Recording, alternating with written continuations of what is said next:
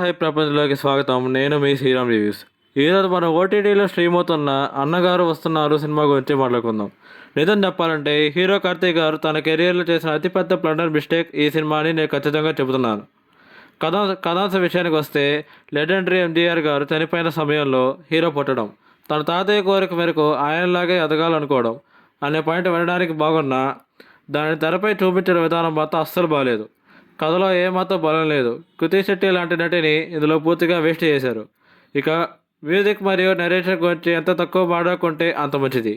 ఎందుకంటే సినిమా అరగంట చూడటానికే మనకి సహన పరీక్షలా ఉంటుంది.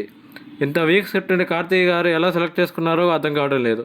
సినిమా అంతా చాలా స్లో పేస్లో సాగుతూ ప్రేక్షకులు తీవ్రంగా నిరాశపరుస్తుంది. సో ఫైనల్గా అభిప్రాయం ఏంటంటే ఈ సినిమా చూసి మీ కాలాన్ని అస్సలు వృధా చేసుకోకండి. ఇలాంటి జెన్యూన్ మరియు బోల్డ్ రివ్యూస్ కోసం మన శ్రీరామ్ రివ్యూస్కి ఛానల్ని సబ్స్క్రైబ్ చేసుకోండి. Stay tuned.